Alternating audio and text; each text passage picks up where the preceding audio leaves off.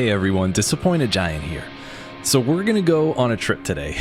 We're going to take a vacation out of the prisoner's quarters and go through all of the non-Castlevania DLCs. So I'm just using the world map here to give you a quick overview of the path we're going to take through the Bad Seed and Fatal Falls, and then finally the Queen and the Sea DLC.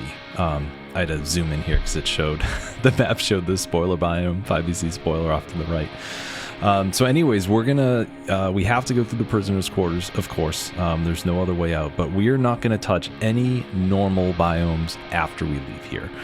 So the plan here is, well, it's not the plan, I already recorded this. So what's actually gonna happen here is we're going to make our way through the prisoner's quarters, and then from there we're going to go directly into the Bad Seed DLC. So those levels are the Dilapidated Arboretum, which is kind of like a greenhouse looking thing with a bunch of mushrooms, and then from there we go to the Morass of the Banished, which is, I guess you could say it's kind of like Dead Cells' version of Dark Souls Blighttown. It's a swamp, and there's all kinds of enemies that shoot blowguns at you. It's kind of a mess, but it's a cool biome. And then after that, we're going to fight the first DLC boss, who is Mama Tick, and she is found in the nest. You can only get to Mama Tick from Morass of the Banished, and that is the only way out. So unlike other levels where you can kind of bounce to two bosses sometimes, there's only one way into Mama Tick, and there's only one way out. After the Mama Tick fight, after we clear the nest, we're going to make our way through the Fatal Falls DLC. So that starts with the Fractured Shrines, which is like a trap-filled, floating platform kind of level. It's really interesting. It's basically like a jacked up challenge room. It's wild, but we're going to go from there into the Undying Shores, which is a pretty cool descent down like a rainy, kind of like mountaintop / scientific lab kind of area. And then from there we're going to go to the Mausoleum and fight the second DLC boss, which is the Scarecrow. After Scarecrow, we're going to go into the Queen and the Sea DLC. So that is the Infested Shipwreck, which is a giant shipwreck that's full of all kinds of how do I put it? We'll see, but there's all kinds of enemies in that. That's really interesting and kind of a tough biome. It's really big. So we're gonna go from the shipwreck then to the Lighthouse, which is the third DLC boss fight, or the first from Queen and the Sea. And we're gonna fight the servants. So we're gonna climb the lighthouse, fight the servants once we get up to the top, and then from there fight the final boss of the Queen and the Sea DLC, who is, big surprise, the Queen. She is up in the Crown is the name of that level. So, and then after that we're done. So it's nothing, right? Just like a quick little romp, right? So yeah, so we're gonna hit all the DLCs. I recorded I should say these videos. I did this in 3 segments. I recorded these earlier today, so I wanted to do the audio tonight. Here's my first mistake, is I'm going to recycle a DLC item and realize, wait a second, I should have taken that. I'll fix it later. But I recorded all of these today. I did each DLC one at a time, and I wanted to get the audio out while it was still fresh, so that way I could kind of, remember my experience and try to talk about it a little bit closer to when it happened. So as you can see here, we're making our way up a long corridor with flowers, like Venus flytrap type things, and those are in the Arboretum, which is where we're going first. That hallway with the spikes kind of gives you a little bit of a preview of what to expect from the biome. Those spikes are obviously not friendly, and the flowers are not friendly, even though you can bounce on them. So it's going to be an interesting ride. And I know I just said Fractured Shrines is kind of like a trap room, but so isn't the Arboretum. They're both pretty dangerous. So the first weapon that we're going to use here, and coincidentally I hadn't unlocked it on this save file, is the Snake Fangs, which is found from the snake, I think the Guardian, cold-blooded Guardian enemies in the Fatal Falls DLC. They're in the Fractured Shrines, and as you probably saw from that description, basically what it does is it teleports you to an enemy. It inflicts poison, and then I think after an enemy has 5 stacks of poison, it starts to do crits. It's a very fast-hitting It's a fast-hitting weapon that kind of flies. You kind of like zip around a little bit when you use it because the tracking on it, it'll pull you across platforms, and you'll see as I start to use it here, it'll kind of pull you closer to the enemy as you use it. So when you come into the Arboretum here, you come out of this gate, and there's two pathways. There's a left and a right. It doesn't matter which way you go. You know, you're gonna want to clear both of them. There's no bonus or anything to do on one side before the other. The exits are random, so we talked about going to the Morass of the Banished. Sometimes the Morass exit is on the left, sometimes it's on the right. You know, it's completely random, so whatever your preference is. And I think it's pretty cool because I think this is the only, I'm pretty sure this is the only biome in the game that actually gives you a choice right off the bat, right? So as you go through other biomes, you know, like the Sepulcher and Clock Tower, all that stuff, as you go, you get to choose which clock tower do I want to go, which teleport rune do I want to use. But this is I'm just trying to think here. I think it's the only biome that allows you to choose right from the get-go, right from the jump. You kind of figure out what you want. And here's my first of many spike hits as I use Snake Fangs to teleport me to an enemy and then immediately fall into the spikes, which is hilarious. I should also take a moment here to let you folks know that this run was done as more of a showcase for the content as opposed to a showcase for the gameplay. There's plenty of stuff that goes wrong. You know, it's not my finest moment here, but again, I really just wanted to have some footage where I could talk about all of the things that we come across, talk about the levels, and you know, just kind of roll with it. We're doing 3 BC as well. I don't want any spoilers, no melees, no teleporting, any of that stuff. So this should be accessible for everybody. If you do choose to play the DLCs on a lower BC, some of the enemies might be different. I don't like, for example, we saw the spiker, the mushroom here earlier. I don't think they're here on 0 BC, but you know, the enemies might change, but the dynamics and the layouts don't. So, all right. So I think that's everything. How far into the video are we here? Yeah, 7 minutes in. I finally think I covered the intro basics here. So, all right. So as you noticed, as you've probably been seeing, I've been kind of making my way through this giant greenhouse, trying to avoid the spikes, trying to avoid, you know, getting jumping on those mushrooms and then getting hit into like another set of spikes. Like I'll show you later. There's a lot of devious tile mapping here where spikes will those plants will lead almost directly into spikes, so a little tricky here. The two skills that I've picked up, so on the left you see the Scarecrow sickles. You get that from the Scarecrow boss from Fatal Falls DLC. When you activate them, they kind of orbit around you in like this figure 8 pattern, and then after you hit a few enemies with them, they'll change color. I think they start yellow. We might see it here. I think they start yellow and then make their way to like orange or like a light red or something. That's when they start to do crits. So what you do is you want to use the sickles and then keep moving, because if you stand still, they will come back to you, and then the cooldown would start and you'll have to do it again. If you keep moving though, as like an active hitbox, like it won't catch up to you, so they'll keep spinning. So it's a really cool thing to like use them and then start to, you know, run away as fast as you can, so that way they'll continue to do crits. So pretty interesting item. I really enjoy it a lot. I think I put it in a off-in, or whatever my tier list was. I use it all the time, so it's a great item. So you'll notice here, I cleared out the left side. I used the teleporter to come back to the middle, and you cannot teleport out from the middle. So it's a one-way street. So if you choose to go back to that front gate, you cannot then use that gate to teleport out. So it's pretty cool how they basically completely divide it up. You have to do one side, and then, you know, you can't go from that middle back to the other side. You have to use whatever teleporters you've already activated. So one of the things that I do, I don't know if I do it here. Yeah, you can see I'm using the mushrooms to kind of bounce around a little bit. Yeah, I like to go laterally and open as many teleporters as I can, and then explore what's in between. So that way, when I come down to the bottom and there is a teleporter near a shop or a treasure room or whatever it is, I will have activated that next teleporter, so that way I don't have to traverse more.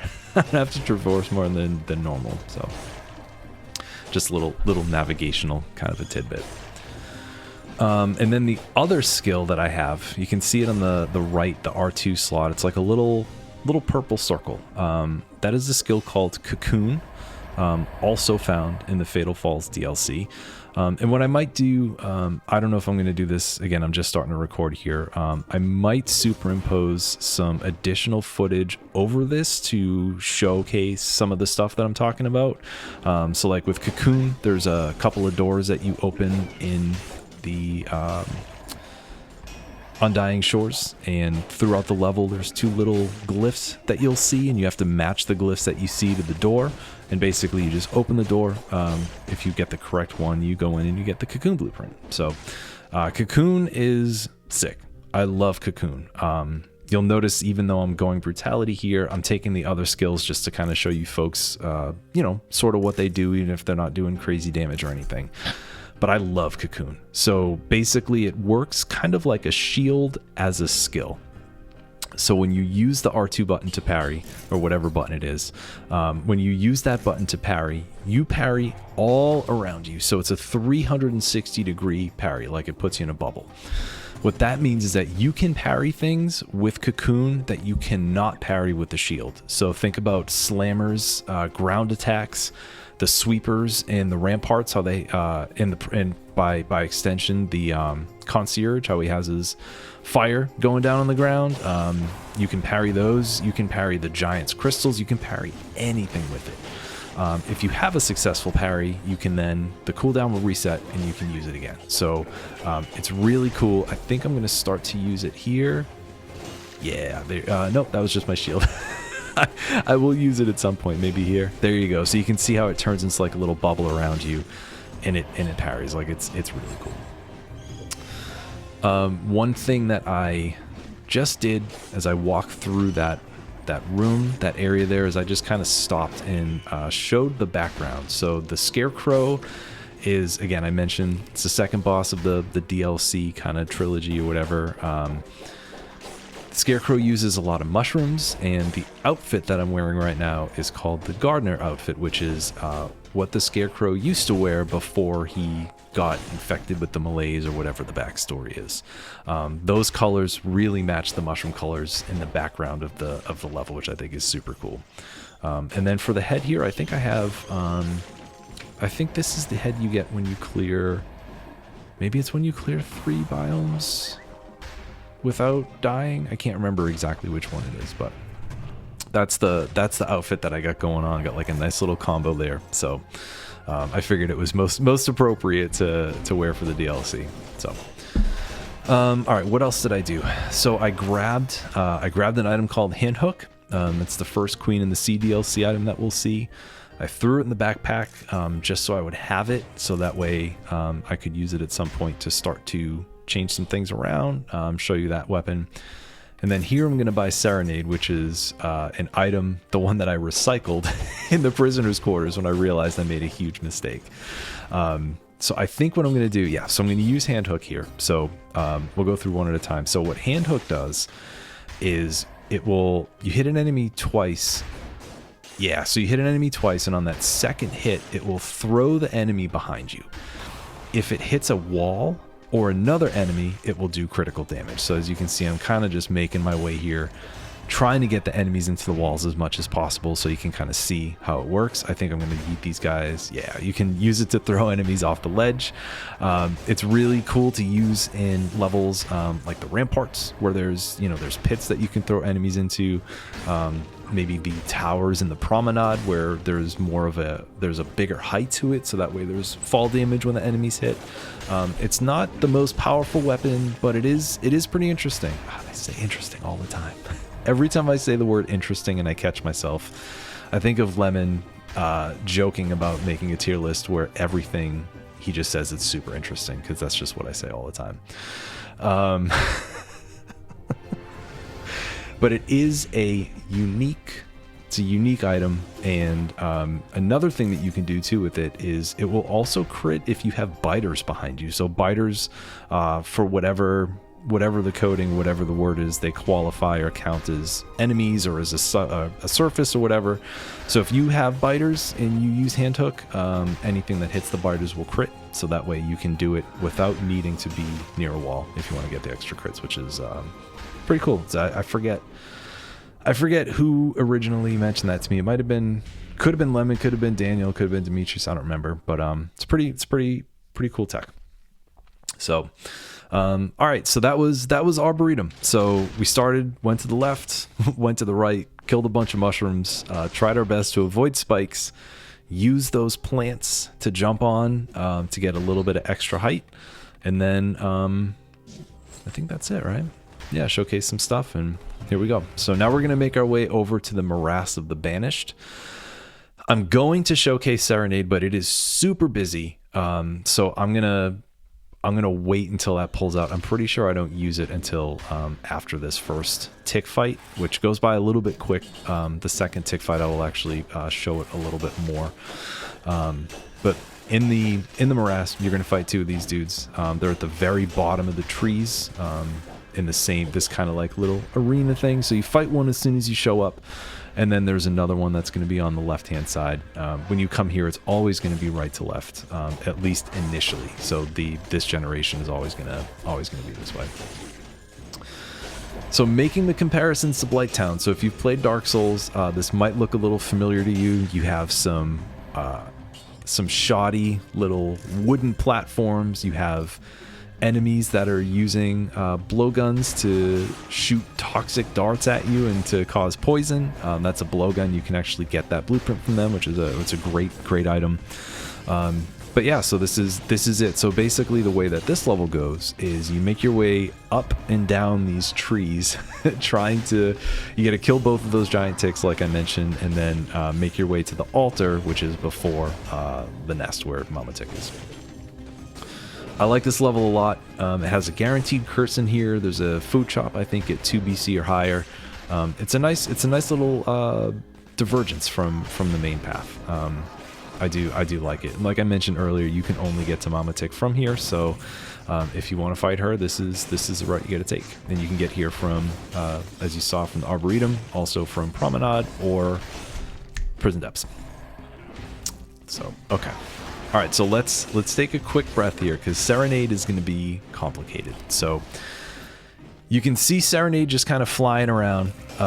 It's making little comments there, and when it flies, it will hit an enemy, and they'll have a red sword marker over their head. So it's a little tough to see here, because I'm also using melee, so that's showing me, what do you call it? The like slowdown icon, and then there's I think there was poison or something else in there too. So a little bit tough to see, but when you have Serenade flying around, it's going to hit enemies and tag them basically with a red marker, little red Serenade icon.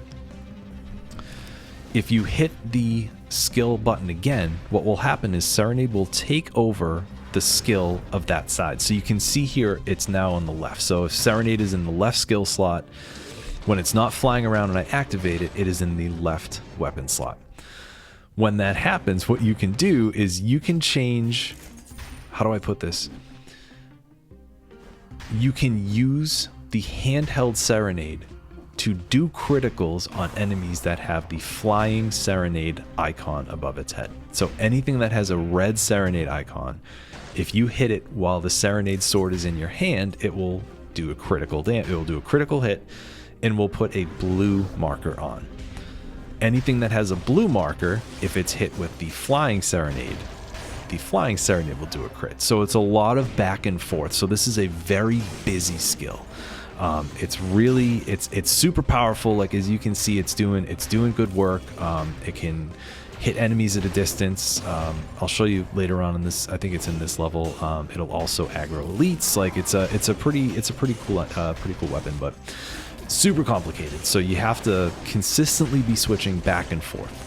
The upside, despite just being doing good damage, is the passive flying Serenade does some work. It does some pretty good work. So as far as pets go, it does some good damage.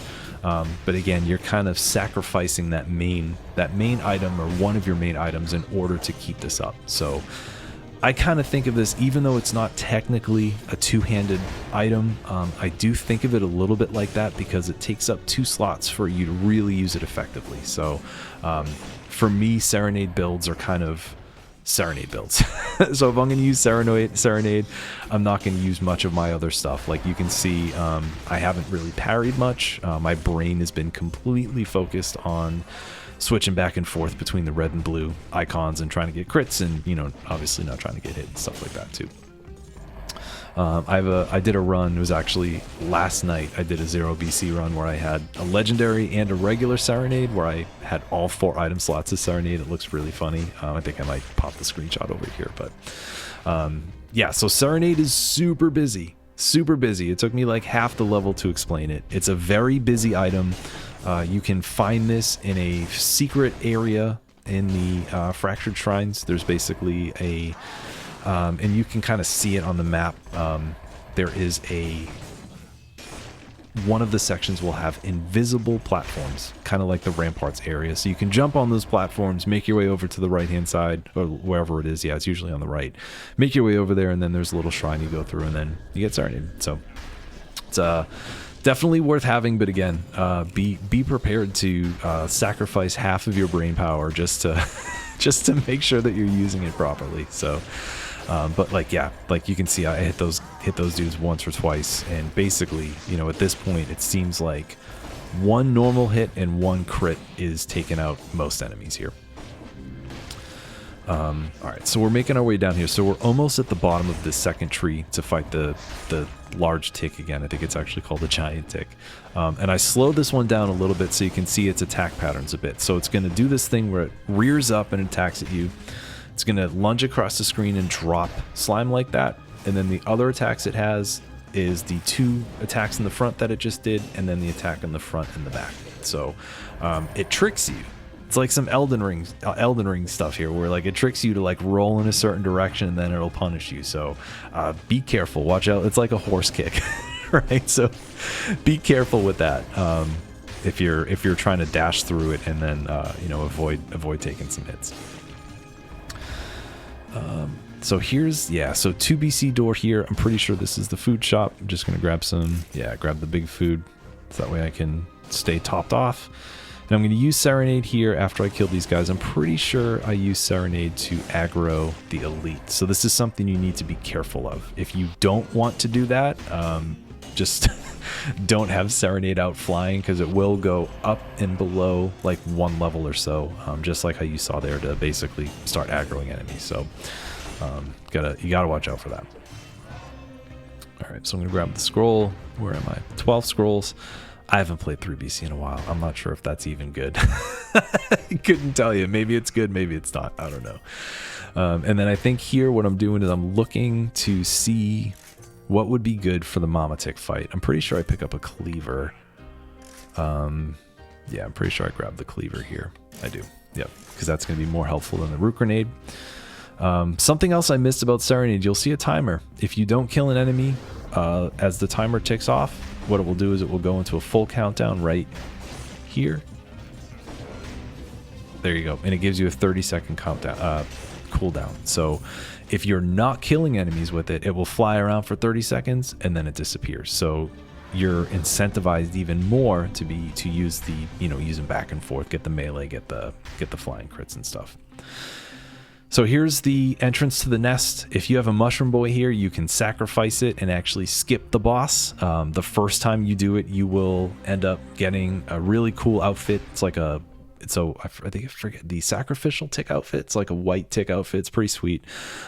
Anytime after that, you will not get that. It is a bit of a lifesaver if you get the curse late and there's nowhere for you to go and there's no more enemies. If you happen to find a mushroom boy, you can sacrifice it, skip the boss, live another day, but you don't get any rewards. So no items, no money, no scroll fragments if you're playing at 3 BC or higher. So it's a little, you know, you get to skip the boss, but you don't get any goodies for it. So, and with that, we are off to the first boss. So we're coming into the nest here. So again, this is where you fight Mama Tick. Her patterns are actually pretty simple. This was the first DLC that Evil Empire did, and this is the first boss that they designed. So this was back in like 2019, I think. So basically, the fight starts. You'll see an eyeball come up, and as you saw, these little claws will come up from the swamp to try to hit you. What I usually do is I usually make my way over to the right hand side here, and I will either roll or parry right about here. Where's the second hit? Yeah, so I must have already dodged them. But basically, in that right hand area, claws will come up twice. So you roll through them twice, parry them twice, whatever it is. And then it happens twice. So here's the second time. So I think I get them both this time, where I don't get hit. So if you're trying to get a flawless, I recommend hanging out on this side. After this, Mama Tick will come up on either side.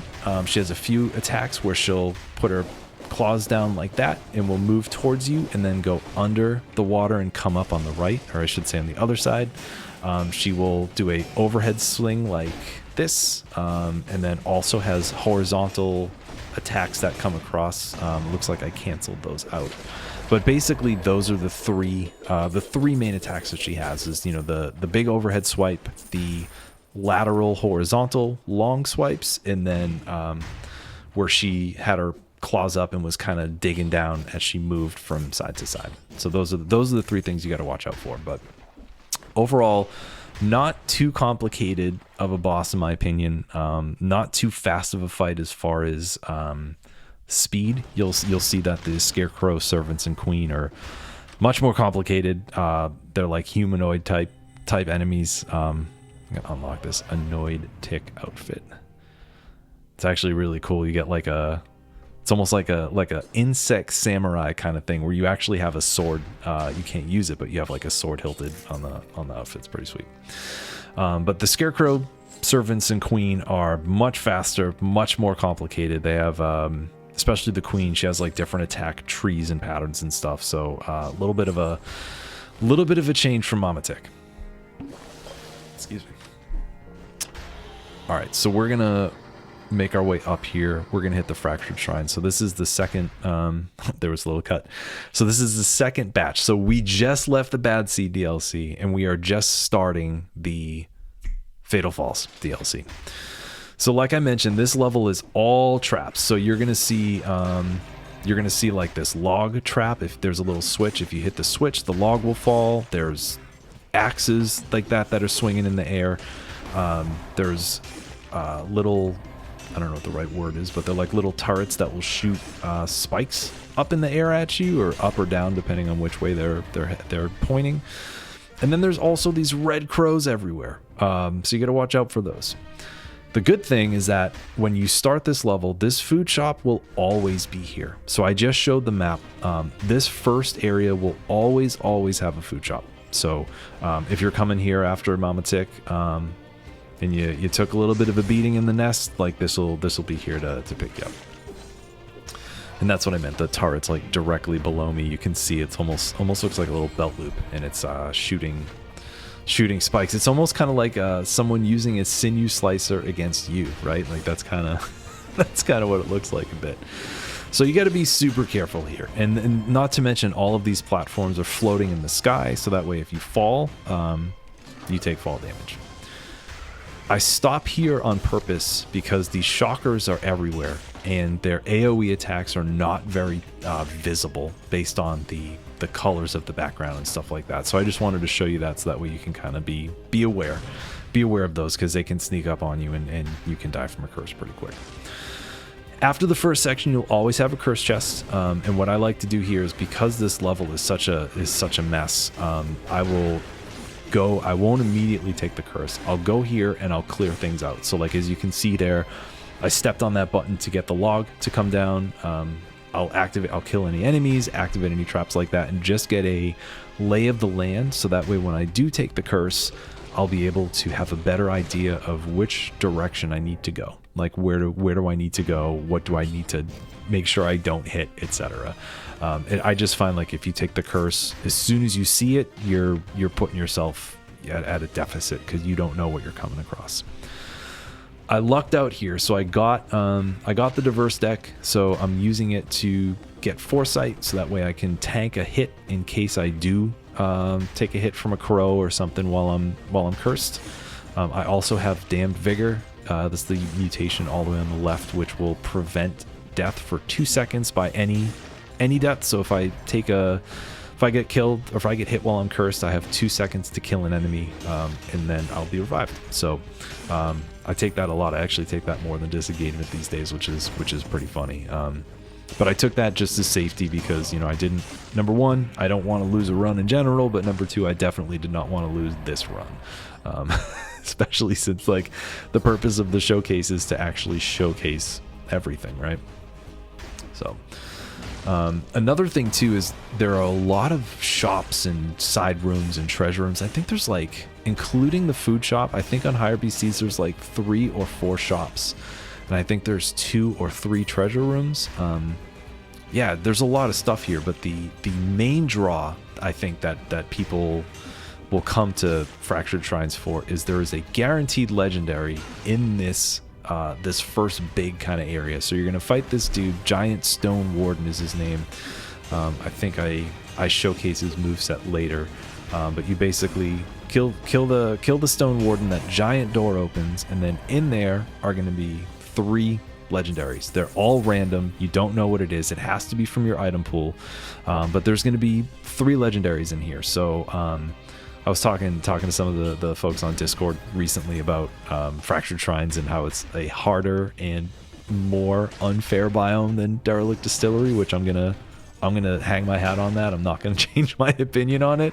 But one of the things that we were talking about is that, like, yeah, well, guaranteed legendary is a reason for people to come here, especially if you're just kind of like, if your build's not coming together, right? If you've made it through this far, you beat the first boss, and you can also get here after Concierge too. I think Concierge and Mama Tick, I think, are the 2 bosses you can fight before you come to Shrines. If your build's not online and you're having some issues, like, it might be worth coming here to see if there's something here that can get things off the ground for you. I wouldn't say that you should come here all the time. In my opinion, you should kind of have a build, set up around this time anyways, but if for some reason you don't, this could be worth a shot. So here's the Stone Warden. You saw I was just showcasing some of his attacks. He will swing the giant axe, and will also stomp on the ground and create a little bit of a shockwave underneath you. So you just got to watch out for those. He's a big dude, so definitely gonna take some extra damage there. So you wanna watch out for those. Of course, you want to watch out for those. What am I saying here? You don't want to get hit. All right, so I'm chucking the Foresight here. So I used it for the curse, cleared everything out, and I picked up the Scavenged Bombard. So this is a turret that actually drops from the pirate captains in Stilt Village. So it's a unique item, not because of its use. It's kind of like a heavy turret with a shorter range and longer stun, I think. But it drops from a non-DLC enemy, so you have to have the DLC to get it, but it drops from the pirate captains. It's kind of weird. Pirate captains are in the Infested Shipwreck, so maybe that's why, since that's part of the Queen of the Sea. I don't know, but I grabbed it here just so you folks could see it. So it basically is the same attack as the pirate captains. It'll shoot out a very heavy, slow-moving cannonball that will stun enemies. Unlike the heavy turret, it does not provide an additional damage boost when you're close to it. I think heavy turret gives you an extra 10%, I want to say. But Scavenge Bombard's just like I was just gonna say, it's like a heavy turret. It's not a heavy turret, but it's like just another thick, another chunky turret. And it's cool because it's both tactics and survival. So heavy turret is only tactics. This is survival as well if you wanted to use it for that.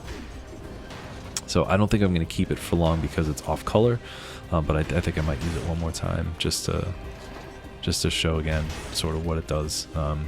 But it's a nice item. I like it. I don't take it all the time, but if there's a good affix on it, or if I'm going into a boss where some stun would be helpful, I grab it.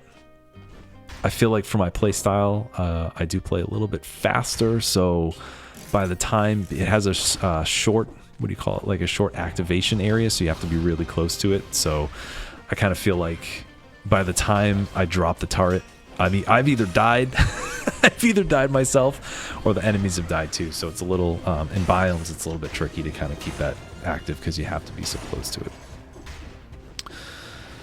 Another DLC item. I'm just hitting everybody. I'm hitting you folks with all the information. This is like you know, you can get like, what is it, like you can get like cold brew coffee, like concentrate, or like frozen juice concentrate where you have to like add water to it or whatever. That's what this video is so far. It's just concentrated it's just concentrated information.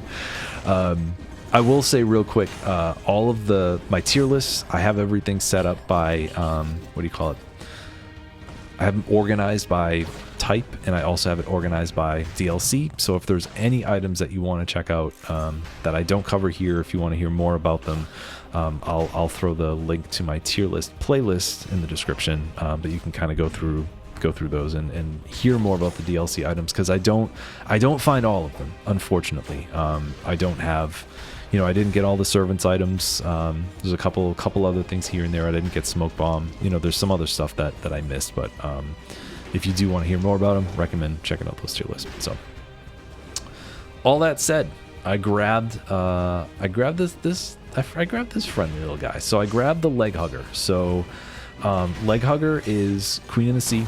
It's a brutality pet, brutality and tactics, I should say. And what it does is, you can see it kind of like follows enemies around and will use its tongue to, almost has like an alien looking tongue, to do damage to enemies. So it's like a passive, I don't know, Maria's cat kind of thing, where it'll just walk around and hit nearby enemies. What you can do is you can activate it and it will turn into, do I do it here? I don't do it. It will have like little spikes come out of it.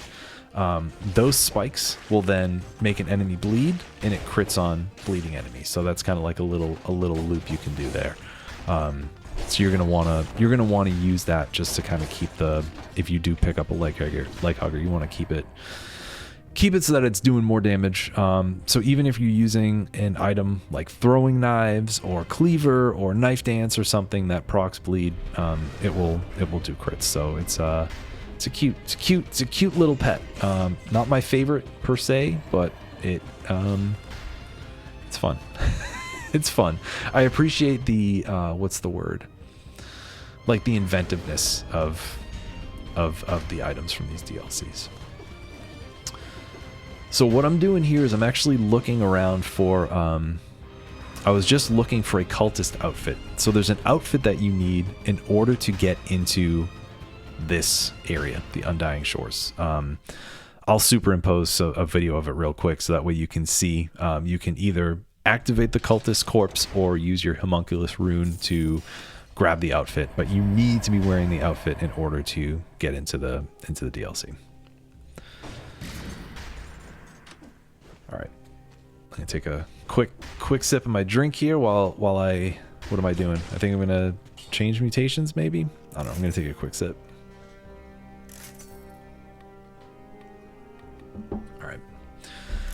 So I'm keeping, oh, I remember this. I re-rolled and I lost all my money and I didn't get any good affixes. What a waste. I'm keeping my legendary flint in my backpack. I was going to say in my back pocket, just in case. You know, just in case I couldn't get a better item. You know, like, you know, Snake Fangs was doing okay. Oof, big hit. Snake Fangs was doing okay earlier, but it falls off a bit in later levels, and I don't have melee as a mutation right now, so I'm not slowing enemies, so it puts me a little bit more risk. So I think what I'm going to do is I'm going to use Snake Fangs for a while, and then I'm just going to switch over to Flint. I'll just switch over to Flint, and then I think I use that for a majority of the run. I think there's a couple other things I pick up here and there, but I'm going to use that for a lot of it. So as I'm using my Snake Fangs, yeah, I think this is where I'm like, all right, we have a problem. I think I heal. Yeah, like we gotta switch things up.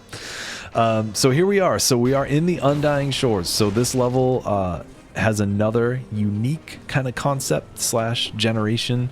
You start at the top there inside that kind of little area, and then you start to make your way down and to the left. So when we leave the level, I'm going to look at the map a couple times before we leave so you can actually see how the whole thing is generated. But basically we're going to make our way down and left and down and left, and we're going to keep going down this cliff. And it's really cool because it has this outside kind of, I don't know, it's like it's very natural looking but also artificial. Like, so you can see in the top right hand corner there's like that pipe that has like juice flowing through it. There's beautiful the rain and the clouds and stuff. It's a really cool looking biome. And then in here, bunch of enemies that are unique to this biome. So that big enemy with the cape that I just killed, that is an apostate. What it does is you'll notice that as I kill enemies, they will leave behind these purple circles. That is the enemy's souls. And what will happen is that the apostates can revive enemies. So you'll see it happen a couple times. If they're nearby any of those purple circles, they'll use their ability to bring those enemies back from the dead. So you actually have to kill them twice. What's cool about that is if I'm remembering correctly, they will count towards your kill count, so you can actually get double. You'll be able to get double, so you can get get a number, get a kill from it when you kill it the first time, and then once it's revived, you can get a second kill from the same enemy. So it'll help get that 60 door. I've also been kind of popping in some lore rooms just to give you folks a general idea of what the visuals are. I don't think I actually activate any of them, so that way you can find out what the story is on your own. But I do that a few times just to kind of give everybody a little bit of a idea of like what the vibe is outside of just navigating and fighting and all of that. So here we are. So I made it through the inside cave level, coming back outside, making more of a descent down. I want to say there's like 3 or 4 of these sections where you kind of go in and out, and then once you get to the bottom, you go all the way to the right hand side, and then you'll be outside, completely outside of the cave, or whatever you want to call it here. So I like it. I like this idea. I like this idea a lot. I like this generation a lot. It really gives this area a unique kind of vibe, right? It has a unique vibe in general, just based on the way it looks, but the way that you progress, and the fact that there's like 2 different environments that you're going in and out of, like I think it's a really interesting and inventive. I think inventive's the right word. It's a really inventive kind of a special quirk or special quality of the level.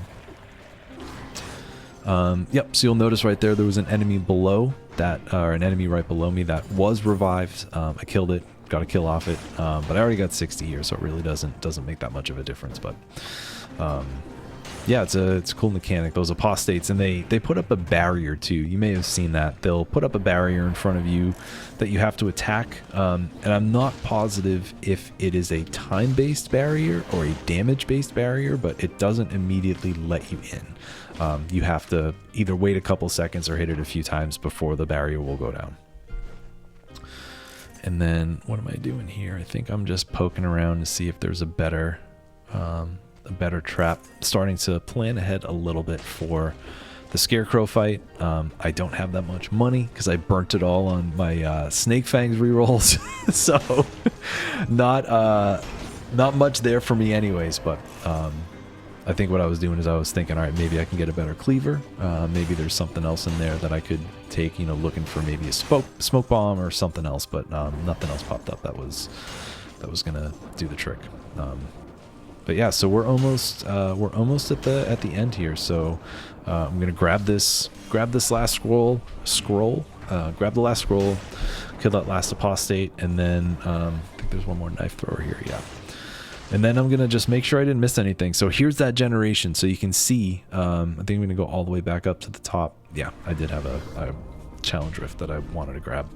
But after I come out of the rift, I have a better look of the map. So that way you can see the whole thing. So, so we've gone through not counting Mom and Tick, we've gone through 4 different levels so far, and they're all kind of different, right? So we have the Arboretum with its branching path. So you can, again, you go to the left, go to the right, take your pick and kind of clear things out. We have the Morass where you're going up and down the trees with the middle areas where you fight those giant ticks. We've had the Fractured Shrines where it's basically like this. It's like a challenge rift, but way worse, with pits and all kinds of stuff. And then finally here is the Undying Shores where we have ourselves. Yeah, here we go. So this is where I kind of show the whole generation, where you're making your way down and in and down and in, and then when you get to the bottom, you make your way back out. And then from there, we go to the Mausoleum and fight the Scarecrow. So I remember when I was playing this, I was saying, I know I got the 60, and I was saying, I hope there's a shield in here, because I wanted to showcase some of the shield, like the way you can parry Scarecrow. And lucky for me, we got ourselves a parry shield. So it's off color, so it's not going to do much damage at all. But I did want to showcase how Scarecrow's attacks are. And Scarecrow is either one of the hardest bosses or one of the easiest. If you have like a spike shield or a legendary greed shield, you can parry Scarecrow's first like 7 or 8 attacks and it will basically almost kill him. The other thing you can do too is he's susceptible to root, so you can throw down a wolf trap, use some, electric whip or whatever it is. Wings of the Crow is super good against Scarecrow. You can basically use it to hover above the boss and then just, use your E-whip or your throwing knives, your firebrands or whatever it is to not take any hits. I think I have some footage of that I might show real quick. But yeah, I got he's hard, but he's also not hard. Again, depending on your approach. If you take survival in here, good luck. Good luck. You can see I'm bouncing on these mushrooms here. So these are a different kind of mechanic, similar to those Venus flytraps from the Arboretum. But basically, you'll see there's 2 almost like bumpers on the arena that you can use. You can bounce off these mushrooms like here. I think I'm not actually going to... Yeah, I'm not going to do any damage for a bit, so I can kind of showcase what's up. And then here are the sickles. So the same sickles that I was using earlier is one of the attacks, obviously one of the attacks that he has. So parry, parry, parry. So let me see. Yeah, so I think here's where I'm going to start to try to parry things a little bit. Maybe not. I think it might be a little bit later. But the first attack that Scarecrow does is always like this. Super fast. As the fight goes on, it gets faster, but early on you can get your parry timings down so that way you can parry every single shot. I've fought Scarecrow several times where he hasn't even gotten past that first attack phase. I've just parry, parry, parry, and then that's toast. There you go. So that's it. So that was Scarecrow fight. Lots of varied stuff. I'm really glad I played this on 3BC, because 4BC and 5BC hits super hard. So any of those hits that I took, it would have done huge damage. Take a moment to look at the scenery here. You can see the ships and the lighthouse in the background, so that's where we're off to. I love the foreshadowing of each DLC from the previous one. So there was like the mushrooms in the background of the Arboretum. There's the ship and the lighthouse in the background here. And then I don't think there's any foreshadowing in Queen in the Sea, because that's the last one. And what do we get? We got the green thumb Scarecrow outfit. So I'm going to dump some cells into here, unlock it. Time to harvest. Scarecrow outfits are great. Super cool outfits. You get the hat. You kind of look like you're out getting some sun. It's a really cool look. All right, so coming down here is the final DLC. So we're leaving the Fatal Falls DLC and we're starting the Queen in the Sea DLC. I love this thematic entrance. You can see there's a teleporter up top. You could use that once you've come down here, but the first time you come down, you got to kind of make your way all the way down, just like you did in the Undying Shores, to give it a little bit of a thematic bow, wrap a bow on it. And then you talk to this dude and you make your way out to the shipwreck, and that's it. So you cannot leave this DLC once you get here.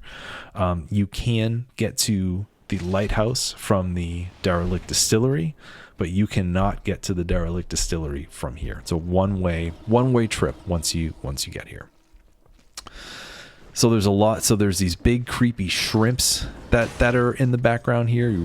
You'll see we're gonna fight a bunch of those, and there's also a lot of enemies that will destroy platforms. So there's a huge hazard here. So between those little mutineers that we saw, there's bombardiers that will drop bombs, and then there's pirate captains in here. So all of those enemies can destroy. So this platform that this dude's on right here, that particular texture, all of those platforms can get destroyed. Let's see if he does it. Yeah, so you can see there how the bombardier just sort of just destroyed part of the platform above him. So that's something you got to be careful for, because sometimes a mutineer will throw an anchor through a platform and then it comes down and then it hits you. It's really tricky. It's a very hazard filled biome, and I feel like this is the third. Yeah, this is kind of the third one, right? There's a lot of trap stuff going on here between the Arboretum and Fractured Shrines, and now the shipwreck. There's a lot of spikes, a lot of traps, a lot of stuff you got to be careful for, or be careful of. This is a good time to plug the Masochist mutation, which will cap your trap damage at 10%. So if you find yourself hitting spikes more often than you want, and you find yourself losing a big chunk of health, I think it caps at 30%. Masochist will reduce that to 10, so you can take a lot more hits. All right, yeah, you can see the bombardier there just destroyed the platform. And of course, once it's destroyed, it doesn't come back. There's plenty of other ways to maneuver around, but once those platforms are gone, they do not regenerate. What else? What else are we looking at here? So, the beginning of the level, you saw those shadowy shrimp. I think they're called armored shrimps. You'll see them pop out of the ceilings here every once in a while, and you'll notice there's a couple times where I stop. I stop under a ceiling, expecting the shrimp to come out, because there's certain generations where they will always pop out. Like there's a room where it's like there's a wide room with two pillars in the middle, and when you climb up to the top of those pillars, there's a roof up top or a ceiling up top where it drops out of. There's usually a handful. Like there's certain long corridors that they'll always be in, so I'm kind of anticipating them there. And then I grab the Queen's Rapier, which, as you can probably imagine, is a weapon from Queen in the Sea DLC. It is a brutality-only sword, and it mimics the Queen's reality slash attacks, which we will see in detail when we fight that boss. But when you hit an enemy with it, if it doesn't die on that first hit, it will do a second hit, and you can see it's kind of like a diagonal orange line that comes through. So it's really cool to see, to kind of like slow enemies, and you can see there's almost like a weird little pause right before it hits. We'll see it in more detail here, I think, when I fight this elite. But yeah, there's like a slight little pause. Like it really kind of adds to the juice, right? It adds to the effect of that item to make it seem like you are kind of like stopping reality in like a weird way. But it's a fun weapon. I really like putting it in the backpack with Porky Pack. It doesn't do additional damage or anything, but it's really fun for me to roll through enemies and see that reality slice hit enemies as I'm already past them. It's a lot of fun. And I think here is where my leg hugger evolves. So I think I'll have to check the wiki. I think it might be like 100 after 100 hits or something like that. The little leg hugger evolves into this big leg hugger. It does more damage. It seems to be more aggressive, and it looks like I think this is an homage to that game Carrion, or Carrion, I should say. Not Carry On like an airplane, but Carrion like like refused corpses or whatever it is.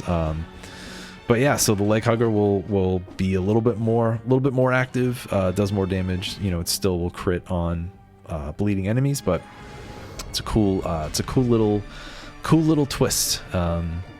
Taking that little guy out for a spin and then seeing him evolve. So Yeah, so right here you can see this is one of those areas where the shrimp will always come out of the ceiling in that particular generation, and we'll see a few more as we go on. One of my, I guess, I think I've said it before in a video, more dead cells is not bad, but this level can get very large, especially on like 4 and 5 BC. It just keeps going and going and going. So there's gonna be, you can see I stopped there to fight a shrimp. I knew it was coming out. It just keeps going and going and going. If you love this level, then you are in luck because it never ends. It just keeps going.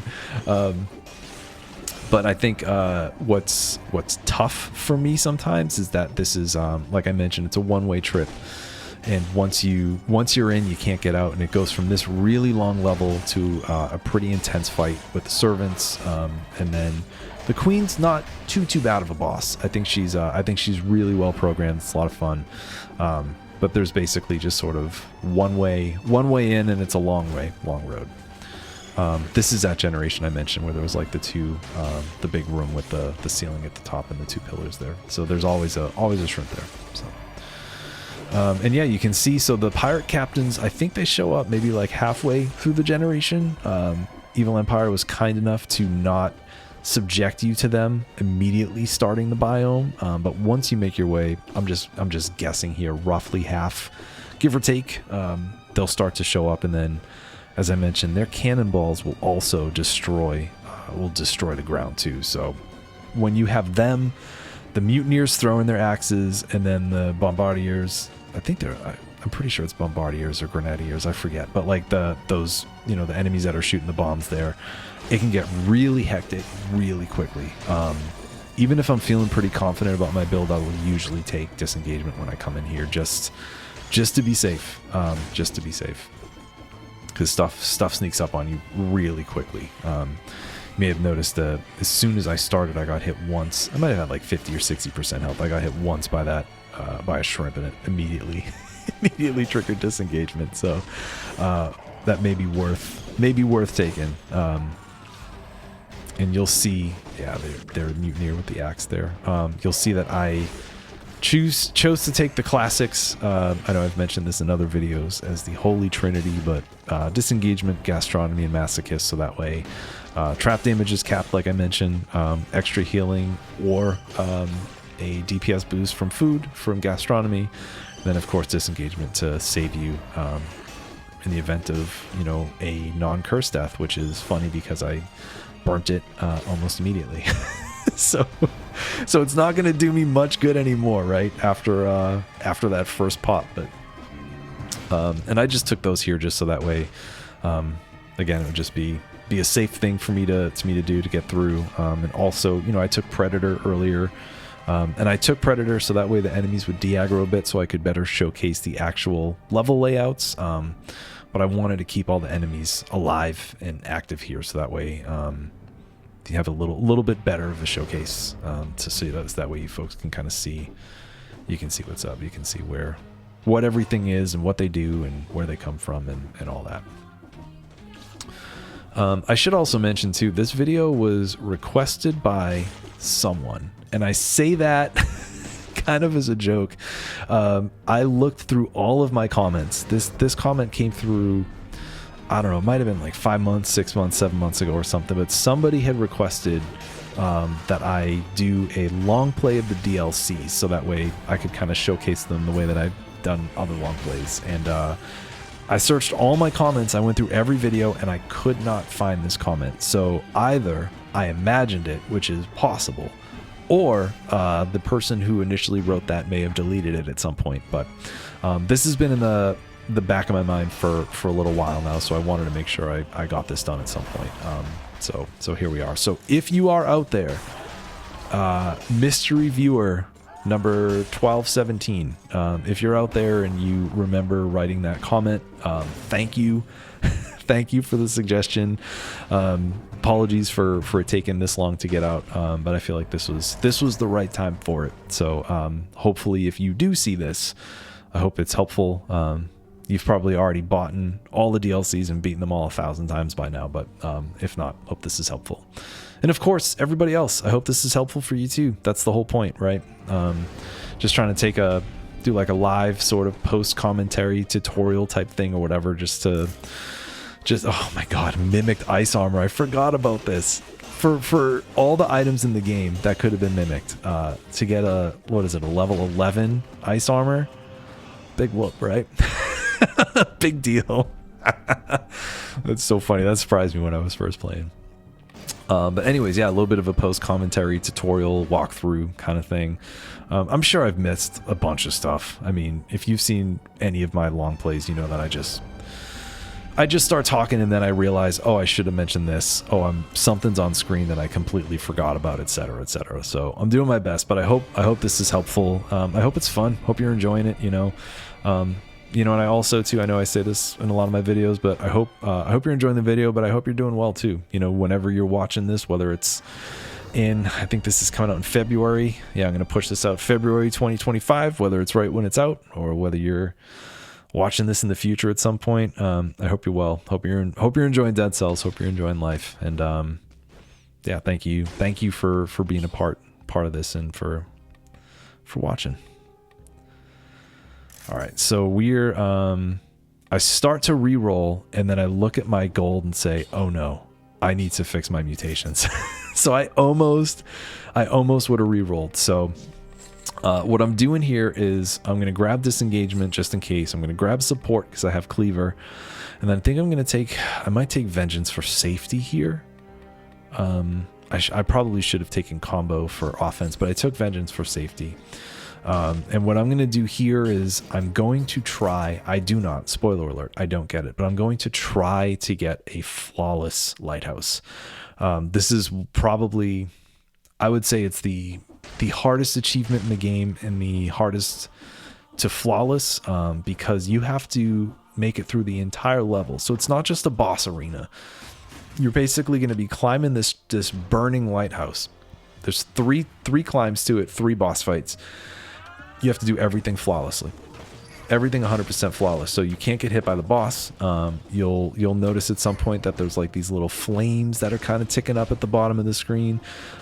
You cannot get touched by the flame. I have a video of me somewhere I'm climbing the lighthouse and I get hit by a flame. It does 7 ticks of damage and I lost a flawless just because of that. So all right, so the first servant, this is Calliope. So Calliope attacks with the Wrecking Ball, which is an item you can get if you kill her last during the final fight. She's very tricky during the climb because she not only will attack sort of like that horizontally, she will shoot the Wrecking Ball and its chains up super high like that. Can go at an angle. Let's see if she's going to do it at an angle. Probably not. And then you'll see that we met the second servant, Euterpe, or Euterpe, I forget how it's pronounced. But Euterpe uses the Gilded Yumi, which some of you folks may know is one of my favorite items in the entire game. I love it. You can get that if you kill her last during the last fight. So, and each of the servants is basically modeled after a type of gameplay. So Euterpe is tactics. Calliope is survival with the slow Wrecking Ball, and then Cleo is brutality, kind of like in the middle. I think I lose the flawless here. Yeah, so I roll. I should have jumped. So at that point, I know I lost the flawless, so I realize I have a little bit more leniency to kind of like go nuts. You'll notice that I've run from the servants the whole time, but what I'm going to do here is I'm going to engage with them, and you'll see up top the damage that I do, or the damage that you do during the climb, hits the health bar. So that way when you actually fight them, they have less health. So if you're in a position to actually do good damage and start to kind of get ahead of it, you can do exactly that. You can set up your traps and do whatever to guarantee that you're going to do extra damage to make these fights less hectic once you get up there. But if you're going for the flawless, I don't recommend doing that. I recommend coming up here, skipping through the enemies as much as you can, kind of like I did during those first 2 climbs. So that way you'll have a better guarantee of not getting hit. So that is Cleo. She has the Bladed Tonfus outfit. Again, if you kill her last, that is the blueprint that will drop. And we get some hectic stuff going on here. So all 3 servants are going to be phasing in and out. You have your troop with the arrows shooting you from below and above. You have Calliope coming in trying to close the gap horizontally and hit you with the wrecking ball. And then you have Cleo, who not only will slow down to do her 3-hit attack, but will also spin from side to side like this here. That does so much damage. Again, especially on like 4 and 5 BC, it does so much damage. So this is kind of like a elevated, evolved Mantis Lord's Hollow Knight kind of thing, where you got to keep track of all 3 of these servants, know who's doing what, and then, you know, cater your attack, cater your attacks and defense and maneuvering to make sure that you get out of here alive, right? So again, in my opinion, hardest flawless in the game. Dracula from Castlevania DLC is also hard, but that's mostly because it's just kind of a pain to get to him. But this is a very engaging, fun kind of a different boss fight. So we did it. We made it through the lighthouse. I think I'm going to unlock the silver. Oh, this is beautiful. So I unlocked the silver servant outfit, which is the one that I just got. And then I'm like, well, what else can I get? And then I'm like, oh, here's the Cherry Blossom Queen outfit. And as I'm doing this, I'm thinking about the Sonic the Hedgehog outfit, which costs exactly 91 cells. I love when stuff like this happens. So it's perfect. I'm coming out of here with 0 cells just by coincidence. Everything perfectly evened out. And you will get that. That's called the Delayed Hedgehog outfit. You get that if you beat the lighthouse in under... I think it's if you get from the bottom to the top in under 5 minutes, that pops. It'll generally pop on the first or second time you get there. It's a very generous time frame. Excuse me. And here we are. So we've made it to the top of the lighthouse. We are at the crown. We've made it to the end of the DLCs. Look at this beautiful moon, rotating clouds. I love the color scheme here, all the purples and the greens. Like, it's absolutely gorgeous. So we're gonna fight the queen. So again, she's the final boss of this DLC and is the final boss of this path. So the game ends once you well, it'll end when you lose, if you lose obviously, but if you win, this is the final boss that you'll see here. So I'm just kind of jumping around. You'll see like her attacks will do like little bit of that reality slice type thing that I was mentioning. But I'm just kind of jumping and dodging around. Again, very active, completely different from Mama Tick, right? So at the end of her first phase, she does this where there's going to be 5 reality slices here. And then after that, you know what, you can do just what I did. You slowly move from one side to the other and then find a little spot in there that you can then use to avoid the attack. She's getting a little bit more aggressive. I think she says, if she hasn't already, like, this is like, let's start the fight for real now. There it is. Perfect timing. So she's getting more aggressive. You'll see her downward smash there. She can break traps. And now she's doing another one. So this one hits 10 times and it's faster. So you want to just kind of move in little increments or you'll run out of out of roof there to run on here. Legendary Flint's doing good work for me. Again, I'm just trying to like jump around a little bit, not completely go ham on her, so that way you can see some of the moves. You'll see that AoE. And then her final phase, I think it's right here. She will jump up and do one more reality slice where there's a bunch of them all at once. Sometimes there's a little nook that you can find in there to hide. Sometimes you just have to run all the way to the side, but after that, you're almost done. Hit the final hit, and then you kick her off the tower, and that's it. So that's all of the non-Castlevania DLCs, top to bottom, front to back, left to right, easiest to hardest, however it is. I hope you enjoyed the video. You will notice this. You'll notice this scene's a little bit familiar since I end all of my other videos on it, but you'll see the actual end here. It's got a little extra screen on here. So hope you appreciated the video. I appreciate you. As always, thanks for watching. Take care and good luck out there.